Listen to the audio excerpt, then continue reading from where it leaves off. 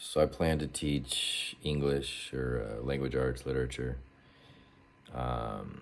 And for a literacy skill, for my learning map, I'd been toying with this assignment idea for teaching figurative language. So like similes or metaphors, idioms.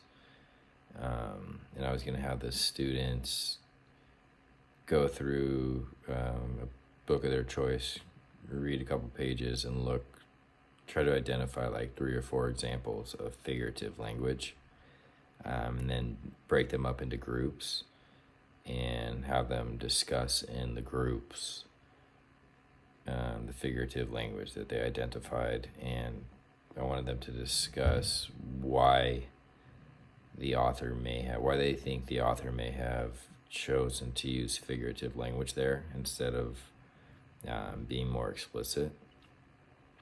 And so I guess for like a formative assessment, my initial plan for starting that assignment, I was going to kind of model figurative language on the board in front of the class and just have a conversation with the class and kind of check their understanding. So I would show them an example of a simile and then ask them to give me some examples. Like, based on this example, can you come up with your own simile?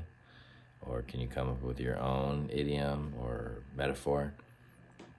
And so I guess I was thinking if there were students that were kind of getting left behind and not understanding the content, I could maybe group those students up together when I break them up into groups, and then I could work closely with, hopefully there's not a ton of those students, maybe 2 or 3, and then I can just dedicate my time mainly to those 2 or 3 students, work in that group.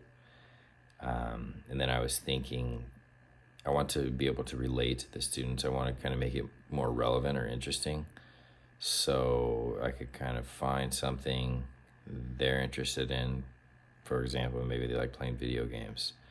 And then I asked them, like, do you think you could beat me at your favorite video game? It would be a piece of cake, right? And like, boom, piece of cake, that's an idiom. It would be a walk in the park to beat me at your favorite video game, right? Using walk in the park in that context is an idiom. And so I kind of explain why, and hopefully when we're talking about video games, that makes them a little more interested, and perhaps they'll grasp the concept better with that approach.